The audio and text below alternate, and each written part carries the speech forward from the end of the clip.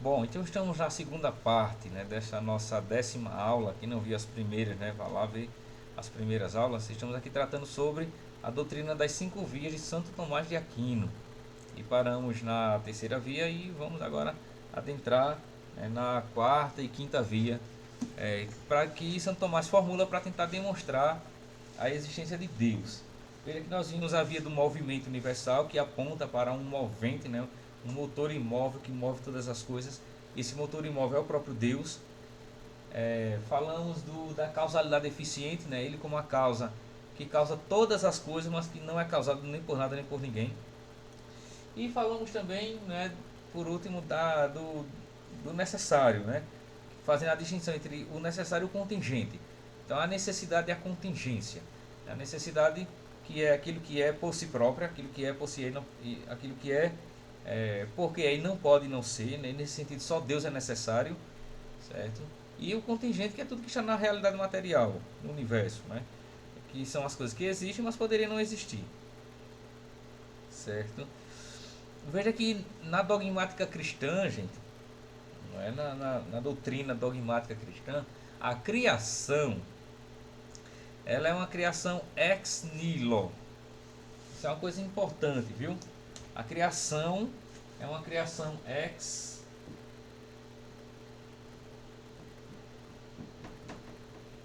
nihilo. Ou seja, é uma criação a partir do nada. A criação de Deus é uma criação ex nihilo. É uma criação a partir do nada. Deus, ele quando cria, ele não cria a partir de alguma coisa. Ele cria a partir do nada. Nunca ouviu não? Quem falava muito essa frase era Santo Agostinho, viu, gente? Santo Agostinho usava muito essa expressão. Quem já estudou um pouco Santo Agostinho já deve ter visto lá nas Confissões mesmo, né, lá pelos últimos capítulos ele fala sobre a criação, né? Deus, ele cria tudo do nada. Você já deve ter visto, né, Miguel, Felipe, alguma coisa assim. Deus, ele cria tudo do nada. É a criação ex nihilo, certo, gente? Por quê? Veja, os gregos, eles não acreditavam, os gregos e a maioria dos povos antigos, né? Não acreditavam em uma criação a partir do nada. Sobretudo os gregos, né? Eles acreditavam na eternidade das coisas, na eternidade da matéria. As coisas existem e vão se modificando, né? Mas na dogmática cristã, na fé cristã, Deus, ele cria tudo do nada. Ele não aproveita de uma matéria pré-existente. Porque se Deus aproveitasse de uma matéria já pré-existente, né, e aí teria, né, se poderia pensar, certo, mas quem criou essa matéria pré-existente? Entende? Então tudo na verdade vem do próprio Criador, né? Apesar dele não ser material, Deus, ele não é matéria como nós temos acesso aqui a essa matéria sujeita ao espaço e ao tempo, né? Sujeita às leis da natureza, às leis do universo, mas ele é quem cria tudo a partir do nada. Entende? Então, nesse sentido, Deus, ele se diferencia das outras concepções do divino, como por exemplo em Platão. Em Platão há uma concepção do divino como o demiurgo. Ou seja, o divino é apenas um demiurgo, um modelador, um artesão, um artífice, que pega uma matéria pré-existente e a partir dali vai formulando os seres, vai criando os seres, mas a partir de uma matéria que pré-existe, né, já estava dada. No cristianismo não é assim. Na fé cristã, né, na fé judaico-cristã, Deus, ele próprio cria a matéria e as formas são os pensamentos de Deus. Todas as coisas que há no universo, tudo tem uma forma, né, gente? Você vê que uma árvore tem uma forma, um cachorro, uma minhoca, um elefante, uma pulga, enfim, um mineral, tudo tem uma forma. E todas essas formas já estavam na mente de Deus. Aí Deus cria conforme está no seu pensamento, conforme está nas suas ideias eternas. Que Platão, né, tem uma teoria importante, né, que é a chamada teoria das ideias, do mundo das ideias, certo? Que há um mundo, né, um mundo imaterial em que as ideias eternas existem, e o que há nessa realidade são apenas cópias das coisas, porque aqui as coisas são corruptíveis, enquanto que no mundo das ideias, nesse mundo perfeito, ideal, as coisas existem sem corrupção alguma. Ele dá até um exemplo, por exemplo, o cavalo. né? O cavalo, quando a gente vê um cavalo, na realidade a gente sabe que é um cavalo. A gente identifica, né? E quando a gente vê qualquer cavalo no mundo, a gente diz aquilo ali é um cavalo. Ninguém jamais confundiu um cavalo com uma pulga. Porque todos aqueles seres, né? O cavalo ele tem uma forma e por essa forma está em nossa inteligência a gente consegue ver sempre aquele ser e dizer aquilo ali é um cavalo. A gente não vai confundir um cavalo com uma nuvem nem com uma pulga, nem com uma lata de sardinha, nunca jamais. Né? Porque aquela forma do cavalo está em nossa mente e onde quer que a gente veja um cavalo no universo, no mundo aí, a gente vai dizer aquilo ali é um cavalo. Entende? Mas se os cavalos, todos eles fossem extintos, todos sobrasse nenhum para contar a história. Aí Platão diz, mas a forma, a ideia do cavalo, ela não seria destruída. Porque a ideia do cavalo, ou seja, a cavalidade, né, a essência do cavalo, ela é indestrutível. E essa essência está no mundo das ideias perfeitas. Nós temos aqui as cópias dessas ideias. Aí Santo Agostinho, ele vai dizer que esse mundo das ideias de Platão, né, onde tem as essências das coisas, as formas das coisas, na verdade são os pensamentos divinos. As ideias eternas são os pensamentos de Deus. Entende? Então todas as coisas que nós vemos aqui no universo, né, no nosso mundo, que a gente, os seres, tudo, né, que há na criação, né, já estava no pensamento de Deus. E aí Deus cria na realidade. Ele não simplesmente modela a partir de uma matéria pré-existente, não, ele cria, conforme a forma que está em seu pensamento. Então ele pega a matéria e cria.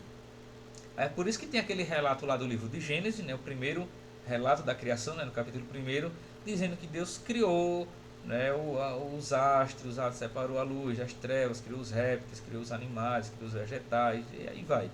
Porque Deus cria conforme está no seu pensamento e cria pela sua palavra criadora.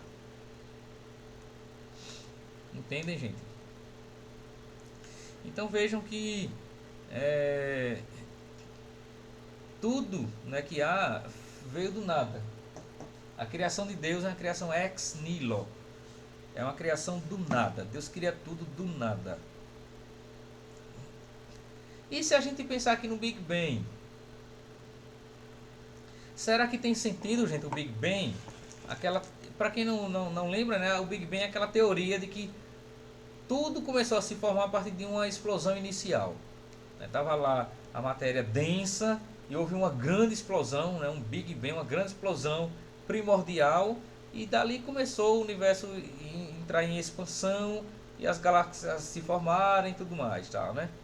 Essa teoria, para quem não sabe, ela é uma teoria de um padre católico, viu? Essa teoria não é uma teoria de gente descrente, não. A teoria do Big Bang é de um padre católico, padre Georges Lemaitre. Georges Lemaitre.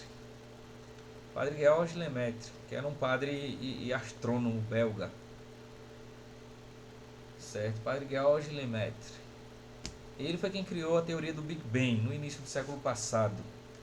E o mundo pode ter vindo do Big Bang? Pode, viu? A gente não sabe absolutamente. Porque se o mundo veio de um Big Bang, isso de modo algum dispensa um criador. Ao contrário, exige mais ainda um criador. Porque, digamos que tudo veio dessa explosão inicial.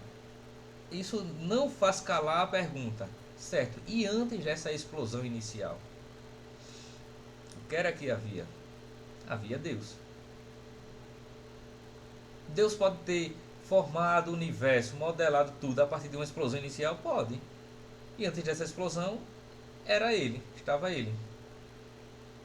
Então, a teoria do Big Bang de modo algum destrona a necessidade de um criador. E outra, né, para o Big Bang existir, né, isso existiu sob alguma lei. Entende? Essa explosão inicial, ela não é uma explosão caótica. É uma explosão com lei, com regularidade. De modo que as coisas elas estão se expandindo com a regularidade. Entende? Então veja que esta explosão ela pode ter sido causada por Deus. Se houve uma explosão inicial, ela foi causada pelo próprio Deus, que ao fazer tudo explodir, ao fazer essa grande explosão inicial, essa explosão cósmica, ele colocou leis. Porque é sabido que o universo tem leis. Entende? O universo tem leis. Então pode ter sido isso, né? Deus soltou uma bombinha, né? Como lá em São João, né? Né, Rodrigo? Como lá em São João, né? Deus soltou uma bombinha e a partir daí as coisas começaram a se fazer. Isso pode absolutamente ter acontecido. Ainda assim a criação, né? Tudo se, ainda assim está sujeito a esse ex nihilo, né? Do nada, a partir do nada. Compreendem, gente? E se pensar na teoria da evolução? Será que a teoria da evolução, de alguma forma, gente, ela se opõe à ideia de que Deus é quem cria os seres? O que é que vocês acham?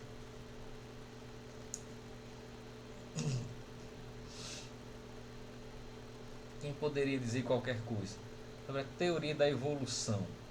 Que é aquela teoria que tudo evolui, né, e de que há o processo de seleção natural. Será que tem sentido mesmo a teoria da evolução? Até onde vocês entendem? O que é que vocês acham?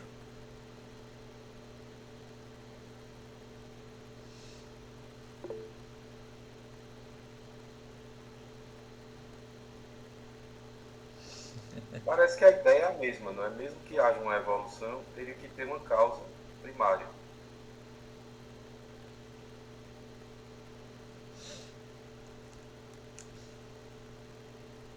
Pois é.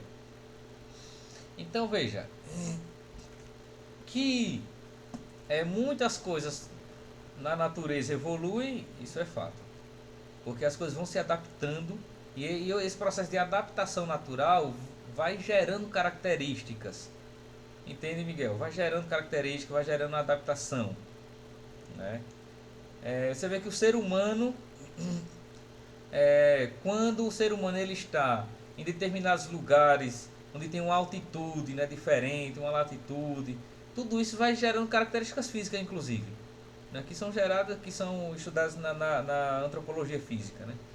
Então vai gerando características, porque o ser humano ele vai se adaptando. Certamente o ser humano de 200 mil anos atrás não era igual a nós agora, né? A estatura não era a mesma, o tamanho do cérebro não era o mesmo, né? Isso né, os fósseis, né, indicam isso, né? Que houve uma evolução. Agora, se há realmente uma lei de evolução, como parece haver, se há uma lei de evolução, a pergunta é: quem teria posto essa lei de evolução? Isso já pede um criador, já pede um legislador universal. Porque se admite, veja que quando Charles Darwin ele formula a teoria da evolução, ele não quer negar a Deus através daquela teoria. Compreendem?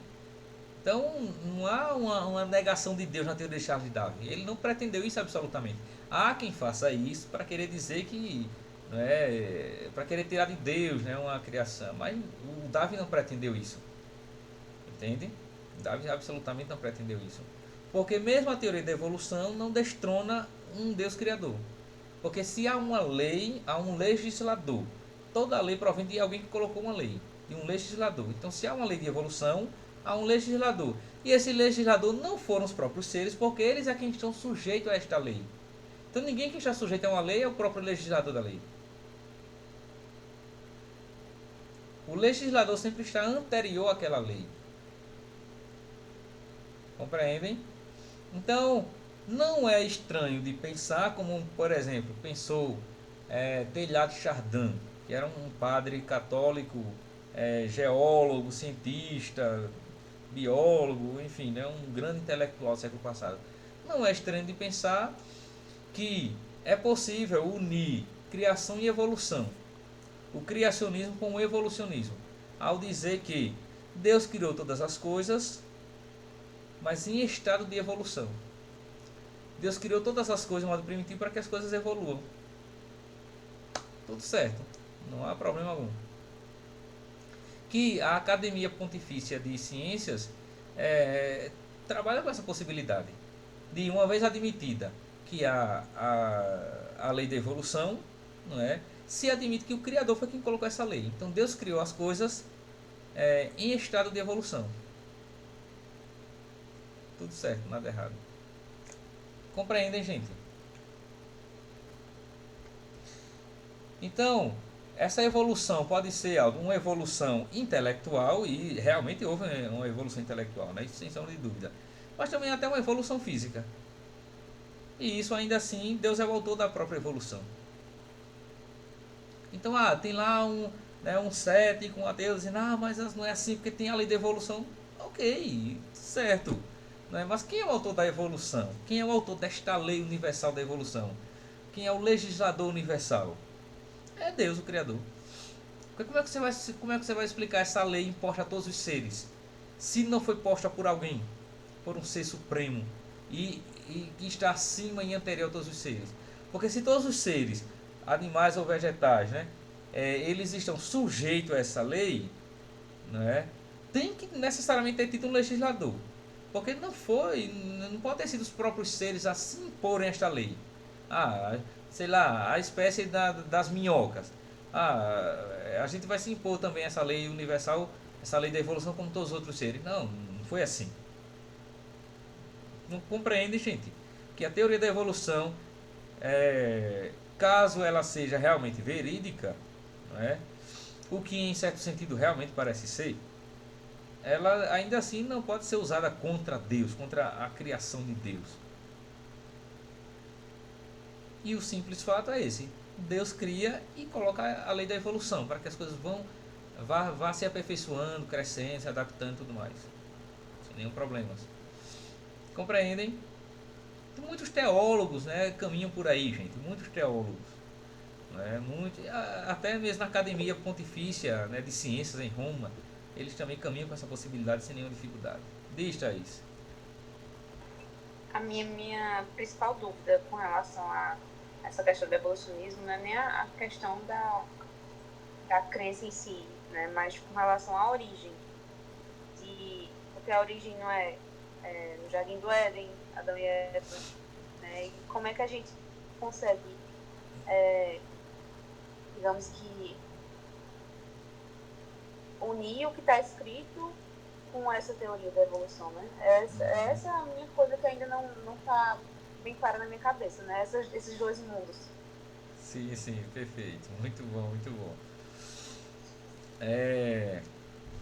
Vejam, uma coisa, gente, que vocês precisam entender, sobretudo agora porque estão estudando, né, teologia, né, e com esse preâmbulo aqui, né, da filosofia, é que, veja, a Bíblia, ela é cheia de códigos, ela é cheia de símbolos, ela é cheia de metáforas, ela é cheia de parábolas, ela é cheia de sinais, entende?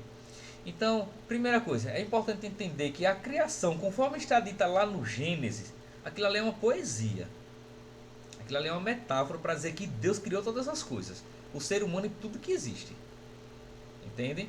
E que aqueles 7 dias, né, aqueles 6 dias da criação e no 7º o descanso, né, Deus, aquilo ali é uma metáfora. Primeiro que Deus não se cansa, né? Porque o texto diz lá que Deus descansou. Imagine Deus cansado, né? Isso já seria admitir uma limitação em Deus, né? Um Deus que cansa já seria um problema se fosse entender literalmente assim, ao pé da letra. Veja que os textos a gente não pode entendê-los ao pé da letra, né?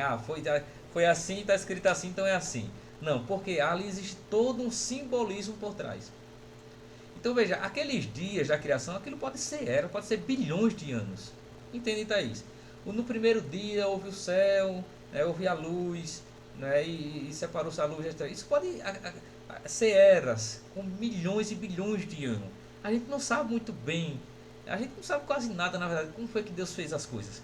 Porque nem a ciência vai nos dizer, nem a Escritura vai nos dizer, porque a Escritura só nos diz o que é importante para a nossa salvação, né? Para que a gente saiba quem é Deus e como a gente faz para se salvar. É só isso que a Escritura nos diz. E nem a ciência, porque a ciência também tem limitada. Entende? Então veja que a literatura bíblica, a linguagem bíblica é uma linguagem muito simbólica. Então aqueles dias não foram dias exatamente dias de 24 horas como a gente entende. Entende? O autor sagrado ele vai esquematizar em uma semana para ficar melhor para a compreensão, né? Veja que ali ele faz um esquema para que todo mundo entenda. Mas ali existe todo um simbolismo semítico por trás. A verdade é, Deus criou. Pronto. Deus criou. Entende? Agora, como exatamente Deus criou, a gente não sabe. A gente ali tem um simbolismo para falar de um primitivo casal. Veja que quando, por exemplo, tá lá Adão e Eva. Primeiro, até o nome Adão já é um nome simbólico. Porque o nome Adão, Adamá, né, em hebraico quer dizer aquele que é feito do barro. Por que chamar de Adão a um primitivo homem, né? Porque ele é feito do barro. Porque todos nós somos feitos do barro. Todos nós somos elementos da terra. É por isso que toda quarta-feira de cinza a gente recebe lá cinza e nos recorta, né? Lá do capítulo 3º de Gênesis, tu és pó e ao pó retornarás. Ou seja, nós somos provindos da terra, todo o nosso corpo. Ele é um composto de elementos, né, químicos, minerais da terra, substâncias, nutrientes e tudo mais. E um dia voltará para lá. Entende? Então Adão quer dizer aquele que é feito da terra. Porque todos nós somos feitos da terra. Neste sentido, né, pode ser entendida aquela expressão, a expressão que a terra é nossa mãe, a mãe terra. Neste, se entender essa por mãe terra, né, este sentido de que a terra ela nos gera como filho, tá correto, viu? Às vezes o pessoal também quer romantizar e essa coisa de mãe terra e meio que divinizar a terra, aí também já está errado, né? Mas quando nós falamos de mãe terra, enquanto filhos, né, no sentido de composto de elementos que a terra nos proporcionou, aí nesse sentido sim, a mãe terra, compreendem?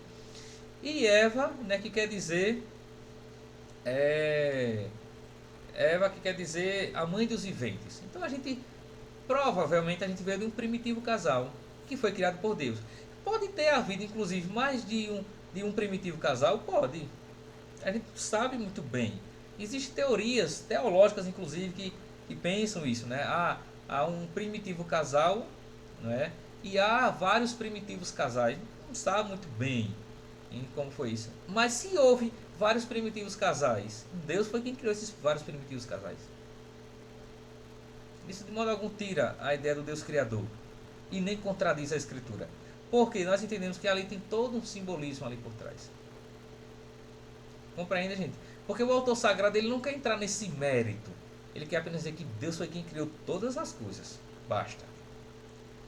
Compreende, Thaís? Então veja, se houve uma evolução, né? E como casar isso com a teoria da criação? É muito simples. Deus criou os seres em eras, em milhões e milhões de anos, né? Conforme, né, nos diz, né, o profeta, né? O profeta Isaías, que nos diz isso no capítulo 55, se não me engano, né? Que um dia para o Senhor com 1000 anos. É exatamente isso. Então aí diz assim, houve uma manhã e uma tarde, foi o primeiro dia. O primeiro dia, gente, em nossa cabeça é 24 horas. Mas na mente de Deus pode ser milhões de anos. Porque nós estamos sujeitos ao tempo cronológico. Só que o tempo de Deus é outro. Compreende? Só que o autor sagrado, quando ele vai escrever, ele tem que falar na linguagem humana, né? Então ele tem que falar em dias, em tempos, não é? Enfim, para que a gente entenda. Porque se ele for falar na linguagem de Deus mesmo, pronto, aí acabou-se. Né? Compreendem? Então isso de modo algum contradiz a escritura. E veja, o simbolismo bíblico ele é tão importante, né? Tão, que é necessário entender que, por exemplo, as pessoas que viviam 800 anos, né, Matusalém, né, e outros viveram 800 anos, 500 anos, né, 900 anos. É importante entender que o calendário daquele tempo era diferente do nosso. Hoje nós usamos o calendário solar. O fato dos antigos usarem o calendário lunar, isso já muda tudo, a contagem já é outra. Então, enquanto que para nós, né, um dia 24 horas, para os antigos não era assim. Então, 800 anos não quer dizer literalmente como hoje nós entendemos 800 anos. Compreende? Porque a contagem era outra. Diz, Thaís. Entendi sim. Ficou claro. Ah, tá. Eu não pensei que você ia falar mais. Então, inclusive, gente, olha, todo número que aparece na Bíblia, a numerologia bíblica, tudo ali tem um simbolismo por trás. Tem uma mensagem, um sentido metafórico por trás. Compreendem? Então, quando vocês estiverem estudando teologia fundamental, nessa coisa toda, vocês vão aprofundar um pouco mais sobre isso aí. Tá certo? Aqui foi só uma breve pincelada, só para aguçar o gostinho e continuar no curso, viu? E quando a gente terminar aqui, vocês continuem, perseverem, que quem persevera até o fim, este será salvo. Não é não, Felipe? Está escrito. Já dizia Jesus de Nazaré.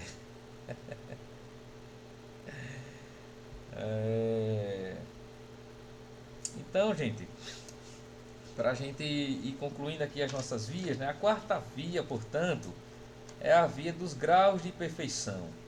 Né? Os graus de perfeição. Veja, os graus de perfeição é o seguinte, né?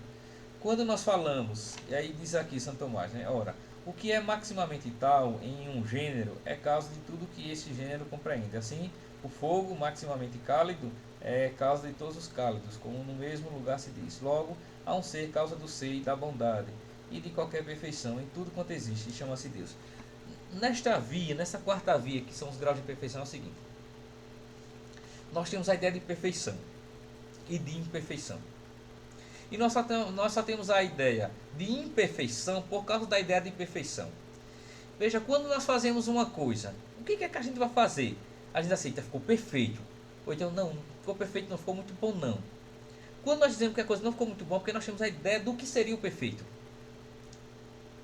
Então, tipo, deixa eu ver aqui, a Thaís e a que não está aqui no momento, né, a Carla, elas são arquitetas. Elas são arquitetas. Quando você, Thaís, por exemplo, você projeta né, uma casa, né, um imóvel, um prédio qualquer, e quando é executado conforme você projetou, você pode dizer que aquilo está perfeito ou não perfeito, conforme você tem a ideia da perfeição para aquilo. Não é assim? Você vai projetar. Então, se a execução não ficar conforme você pensou, você vai dizer, não está perfeito, não era para ser bem assim. E nós temos a ideia da perfeição. Se nós temos essa ideia da perfeição, nós temos a ideia dos graus de perfeição, de mais perfeito e de menos perfeito. E se temos essa gradação de mais e de menos perfeito, né, isso já indica que há uma perfeição em grau máximo. Então, se há coisas mais ou menos perfeitas, é porque há perfeição em grau máximo. E essa perfeição em grau máximo tem que ser Deus. É a suprema perfeição. Porque existe a coisa perfeita, a coisa mais perfeita, tem coisa que ainda é um pouco mais perfeita, e aí vai subindo até chegar uma perfeição suprema. Essa perfeição suprema é Deus. Compreendem? Então, o fato de nós termos coisas perfeitas e mais perfeitas já indica uma perfeição suprema, que é o próprio Deus. Compreendem, gente? As coisas são belas. Veja, nós temos coisas belas e nós temos coisas que a gente diz, isso não é bonito, isso está feio, isso não ficou legal. Porque nós temos a ideia da beleza. E se nós temos a ideia do mais belo e do menos belo, então há necessariamente a beleza em seu grau máximo. Essa beleza em seu grau máximo é Deus. Porque neste mundo, o que quer que nós pensemos que é uma coisa bela, ainda há outra coisa mais bela. E essa outra coisa mais bela, ainda há uma outra coisa mais bela. E assim vai, subindo de grau até chegar a necessidade de admitir que é uma beleza suprema. Por isso que nós temos a ideia de graus. De categorias de belo, de perfeição e de imperfeição. Entendem? E por último, gente, nós temos aí a quinta via, que é a do governo universal, ou da finalidade de todas as coisas. Veja, essa quinta via, ela diz o seguinte, ela também é observável empiricamente. Ela diz o seguinte, primeiro, falando dessa quinta via como finalidade. Todos os seres, tudo que existe na realidade tem uma finalidade, certo? Ou obedece a leis de finalidade. Isso é verificável. Aristóteles já falava disso, né? Por exemplo, sei lá, aí em Caruaru, por aí em Caruaru tem plantação de milho. Tem, né? Que aí é meio quente e tal, né? É uma creche, né? Então veja, vamos pensar aqui no pé de milho. Gente, o pé de milho, se pode esperar algum outro fruto de um pé de milho a não ser o milho? Se pode esperar que do pé de milho nasça uma jaca, que do pé de milho nasça um coco, ou que o pé de milho ele gere, não é, através de uma gestação? Não, jamais, porque o pé de milho ele tem uma finalidade. A finalidade do pé de milho é sempre dar milho. Isso nunca vai mudar. Como o pé de jaca, ele tem uma lei de finalidade. A finalidade dele, né, do fruto dele, é sempre uma jaca. Nunca vai de um pé de jaca nascer um milho. Porque as coisas todas obedecem a leis de finalidade, que também se pode chamar de leis teleológicas. Não é teológicas, é teleológicas. Teleo quer dizer fim, finalidade em grego, né? Então, em tudo no universo há leis de finalidade. Se as coisas elas obedecem a uma finalidade, não a uma lei de finalidade, a pergunta que se faz é: por que é assim e não de outro modo? Por que o milho, desde que o mundo é mundo, ele dá milho e não outro fruto? Quem colocou esta lei de finalidade? Será que foi o próprio pé de milho? Será que se pode pensar assim, houve um pé de milho, né, primordial no início, e esse pé de milho disse, olha, eu vou dar esse fruto aqui chamado milho. Pronto. Não. Isso é absolutamente impossível. Não é? Primeiro que o pé de milho não tem inteligência para isso. E nem teve poder de escolha para dizer, não, eu vou dar milho, eu não quero dar jaca não, nem pitoma, eu quero dar milho. Não. As coisas simplesmente só obedecem à lei de finalidade. E é verificável que em tudo há lei de finalidade. Logo, isso pede, gente, um Criador. Se as coisas obedecem a essas leis, há um Criador que assim estabeleceu. Não tem outra. Não tem outra coisa a admitir. Compreendem? Então é verificável que tudo tem leis de finalidade. Se você observar, até no corpo humano as coisas têm finalidades. As coisas têm o porquê, têm um sentido. Veja que nenhuma parte da nossa estrutura humana, a nossa estrutura física, nada é sem um motivo. Tudo tem um motivo, tudo tem uma finalidade. Veja que os nossos olhos, ele tem uma finalidade. A gente não escuta pelos olhos, como a gente não vê pelos ouvidos.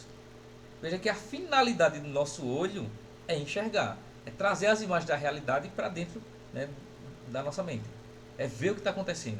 O nosso olho, esse simples sentido, ele obedece a uma finalidade. Ele faz isso eternamente, desde que o mundo é mundo que ele faz isso, e não vai mudar. O nosso ouvido, ele tem uma finalidade, é sempre ouvir. Veja que o nosso ouvido não vai falar, como também a nossa boca não vai ouvir. Veja que os nossos próprios órgãos, né, os nossos próprios sentidos, eles têm lei de finalidade que vai ser sempre assim, e não fomos nós que estabelecemos assim. Não foi a gente que disse assim, que não foi o ser humano que disse, olha, com a boca, com a língua a gente vai sentir o gosto, né? Então o paladar, né, vai sentir o gosto. Com o ouvido a gente vai ouvir. Não foi assim. A gente já foi programado para isso. Então há como que é uma programação universal, o que pede um programador universal, um legislador universal. Então, se cada coisa tem uma finalidade, né, uma lei teleológica, uma lei de finalidade, isso pede que necessariamente haja um Deus legislador universal, que cria e estabelece leis. E que essas leis são leis teleológicas, né, leis de finalidade, e que estabelece e diz, olha, vai ser assim e pronto. E as coisas simplesmente executam. Então ninguém jamais vai fazer outra coisa com os olhos se não vê. Nem vai fazer outra coisa com o ouvido se não ouvir. Ninguém vai com o ouvido sentir o gosto de uma comida. Isso é absolutamente possível. Ainda que você pegue uma comida e coloque nos seus ouvidos, você não vai sentir o gosto. Porque a finalidade do ouvido é outra. Compreendem, gente? Então, se há essas leis de finalidade no universo todo, na criação toda, isso exige que haja um legislador. E São Tomás diz, a este nós damos o nome de Deus. Então, essa finalidade universal, né, ela denota, né, ela indica um governo universal de Deus. Deus, ele governa o mundo todo com suas leis. Veja que nada foge de Deus, né? Para Santo Tomás, Deus, ele governa tudo com suas leis. Então as coisas não fogem do controle de Deus. Absolutamente não fogem. Veja que, se a gente pensar nos animais. Gente, é pelo fato dos animais eles terem leis de finalidade que a gente consegue se relacionar com eles. A gente consegue entender e se situar dentro dos animais, né? Como por exemplo, um cachorro. Vamos pensar aqui no cachorro, né? Veja, o cachorro, ele sempre latiu e sempre vai latir. Um cachorro nunca vai falar alemão. O cachorro nunca vai falar grego. E nem nunca vai miar. E nem vai piar. E nem vai cantar como passarinho. Não vai. Porque ele obedece a uma lei de finalidade. O cachorro nunca vai sair voando. Então o cachorro pode lhe morder, mas voando ele não vai sair. Então veja que os próprios seres, eles têm uma delimitação a partir dessas leis de finalidade, que faz com que eles se situem na realidade e nós também consigamos se situar dentro deles. Então veja diante de um gato, né, você pode esperar que o gato ele mie, que o gato ele avance para lhe arranhar, ou que o gato vá, né, receber um carinho de você, alguma coisa assim, mas você nunca vai esperar que um gato saia voando. Porque não está no conjunto de possibilidades do gato voar. E nem que o gato fale alemão. Não está nesse conjunto de possibilidades. Porque tem leis de finalidade que delimitam a ação do gato. O gato só pode fazer até tal coisa. Fora isso ele não pode. Entende? Então o cachorro, você sabe que o cachorro vai latir, vai lhe incomodar, mas ele não vai sair voando. Isso aí é certo, ele não vai sair voando. Compreendem? Como também você pode esperar que o peixe faça tal e tal coisa. Você não vai esperar que o peixe saia voando por aí. O peixe não vai fazer isso. Porque ele está limitado por um conjunto de leis. E isso pede que um criador tenha estabelecido assim. Porque se os seres, eles próprios se fizessem, eles próprios tivessem essa autonomia de fazer o que querem, sem obediência a algumas leis, né, universais da natureza, a gente viveria num mundo louco. Porque imagina, você está aqui pesquisando um jacaré voando, aí você está aqui pesquisando um tubarão passando na sua frente assim, ali na rua, na pista, ia ser uma loucura o mundo, né? Não, as coisas obedecem a leis de finalidade, leis de delimitação. Compreendem, gente? Então tudo isso, a própria realidade, como ela está estruturada, com seus limites e possibilidades, isso já indica um Deus criador. Não tem para onde. As coisas são assim porque Deus quis que fosse assim.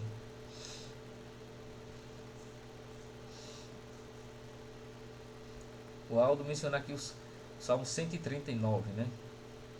A onipresença, assim, é belíssimo esse salmo mesmo. De certo, as trevas, né, me encobrirão, então a noite será a luz, a roda de mim, né? Nem ainda as trevas me escondem de ti, mas a noite resplandece como o dia, as trevas e a luz são para ti a mesma coisa, exatamente. Na Salmo 138 e 139 ele é belíssimo. Para onde irei, né? Tem até aquela música da Eliana Ribeiro, né, Sonda-me, que ela canta esse salmo.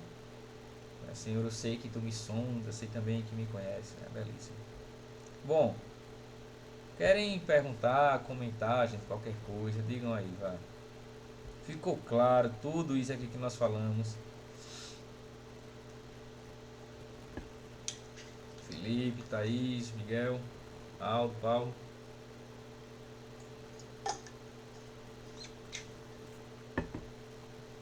Uma pergunta sobre a quarta via. Hum. Assim, em teoria, a gente concebe que a perfeição em grau máximo repousa em Deus. Mas em relação a tudo mais, Santo Tomás de Aquino faz um escalonamento, porque isso aí tem um caráter axiológico que pode variar de acordo com a cultura. Né? Quem vai dizer o que é mais perfeito ou menos perfeito? Deus não há dúvida de que é a suprema perfeição. Não sei se eu me fiz entender. Sim. Sim, axiologicamente pensando, né, no ponto de vista ético-moral, as coisas que são mais perfeitas, menos perfeitas, mais belas, menos belas, isso vai variar conforme os povos. Né? Então, do ponto de vista cultural, uma coisa pode ser belo para um, não belo para outro. Em certo sentido, sim. No entanto, ainda que haja essa distinção quanto ao objeto, mas a ideia, esse princípio de estabelecer coisas belas ou não, isso é universal. Veja que o que é o certo, né? O código moral dos povos realmente variam, não é o código moral, mas ainda assim o princípio do bem e do mal é universal. Compreende que mesmo na variação, né, na multiplicidade, há uma unidade. Então veja que a ideia da beleza, ela é universal, ainda que as formas, né, elas variem, né? Veja que, por exemplo, né, tem povos aí num planeta que considera que a mulher, quanto mais com o pescoço grande, mais bonito é, né? Tem até umas tribos que vai botando umas argolas, a mulher fica com o pescoço, menino, né, maior do que a perna dela. É um negócio realmente estranho para nós aqui, para nossa cultura, né? Você vê uma mulher com o pescoço tamanho de uma girafa, é um negócio realmente estranho. Só que para aquele povo é considerado uma beleza. Quanto mais o pescoço dela for comprido, mais bela a mulher é. Aí pra gente que olha aquilo, a gente, oxi, que negócio mais estranho, uma mulher desse jeito, né? Mas lá é ensinado beleza. Aí veja, nós temos formas que variam, mas quanto a ideia de beleza, ela é universal. As pessoas sempre vão considerar coisas mais belas e menos belas, independente das formas. Compreende, Felipe? Então a mesma coisa em relação à ética, não é? Em relação à ética, aos princípios, né, aos códigos morais, eles variam. Mas a ideia do certo e do errado é uma ideia universal. Não tem para onde.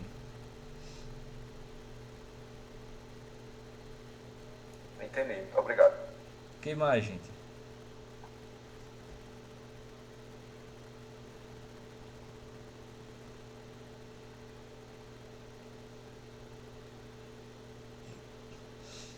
Deixa eu ver, o Miguel pergunta aqui, né? Todos os povos estão sujeitos à lei natural. Sim. Então, por mais que tenham diferenças acidentais, a beleza continua sendo a mesma essencialmente. Exatamente, né? É isso que eu estava aqui dizendo, Miguel. A ideia de beleza ela é universal, ainda que as formas do que for considerado belo não variem, né? É como a ideia do sagrado. O sagrado é uma ideia universal. Todos os povos têm a ideia do sagrado. Agora, o que vai ser o sagrado para cada povo, aí isso vai variar conforme a cultura.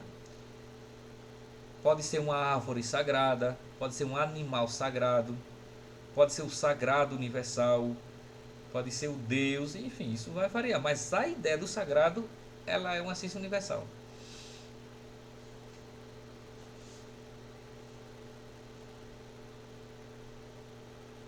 Que mais, gente?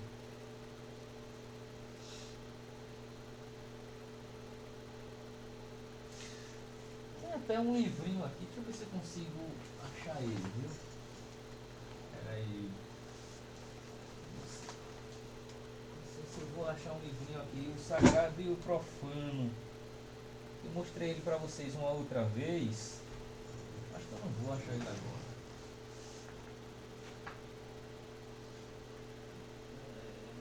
Não, acho que eu não vou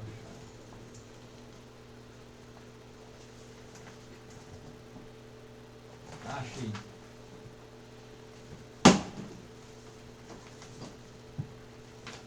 Olha, quem quiser depois aprofundar um pouco mais essa ideia de coisas universais, como por exemplo o sagrado, né? Como o sagrado ele é universal, apesar de se expressar em diversas formas, conforme a cultura e conforme o tempo.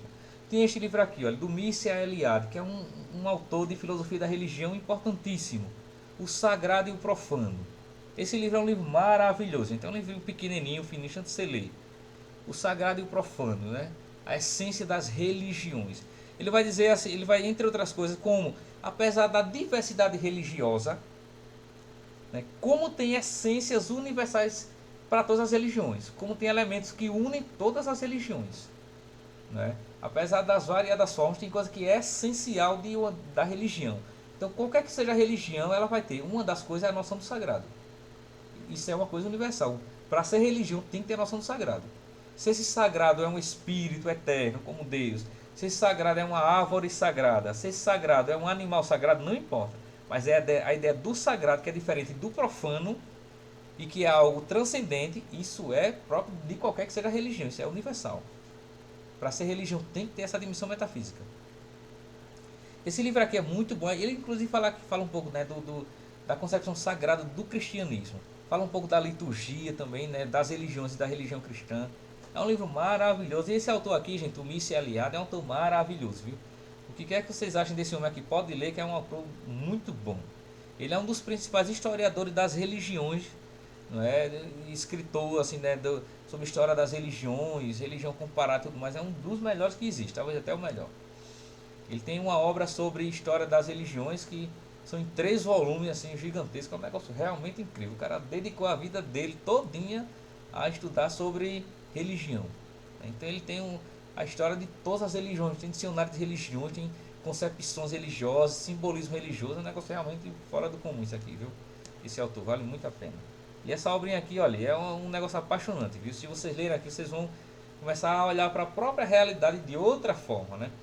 Uma das coisas que me encantou muito nesse livro aqui é quando ele faz um paralelo entre o homem e a mulher e a natureza, né? Tipo, entre o homem e o sol e a mulher e a lua, entre a mulher e a natureza, entre a mulher e a terra, né? Ele vai fazendo assim paralelos, né? do ser humano, né? com elementos da natureza. Um negócio realmente assim belíssimo, né? Belíssimo mesmo. Até por exemplo, a, a analogia possível entre tipo o ciclo menstrual da mulher e o ciclo da lua, que é uma coisa verídica, né, certa. Há uma semelhança, né, há uma coerência, uma concordância do ciclo menstrual da mulher com o ciclo da lua, não é? A mulher nesse sentido ela é símbolo da lua, ou melhor, a lua é símbolo da mulher, é por vários aspectos. A terra também é um símbolo da mulher, né? A própria terra, né? O fato da terra dar o fruto, né? Como a mulher também dela vem o fruto, entende? Aí tem todo um simbolismo, né? É um negócio realmente apaixonante, gente. Como ele trata do simbolismo natural. É um autor que vale muito a pena, tá? Bom, mais alguma questão, gente?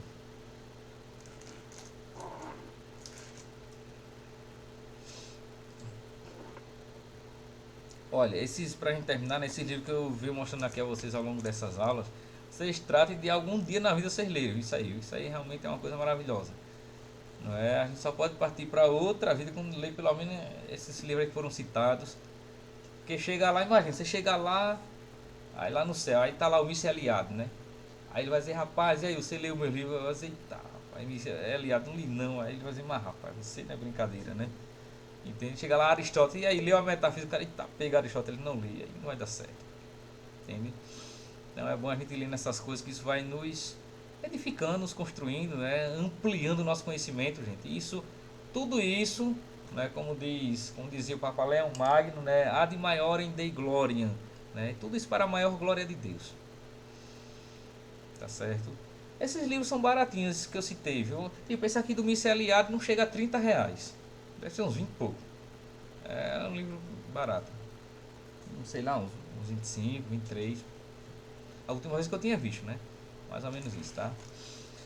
Bom, então tá bom, gente. Então eu vou encerrar aqui, né? Foi um prazer estar com vocês. Essa aula vai ficar aqui gravada, né? Depois quem precisar reassistir ou até divulgar para outras pessoas, né? Enfim, tá certo? Então, uma ótima semana para todos, né? Fiquem em paz. Que o Senhor permaneça conosco, né? Ele que é Pai, Filho e Espírito Santo. Amém. Amém. Professor, vamos mandar um áudio para o senhor. Boa noite. Amém. Boa noite.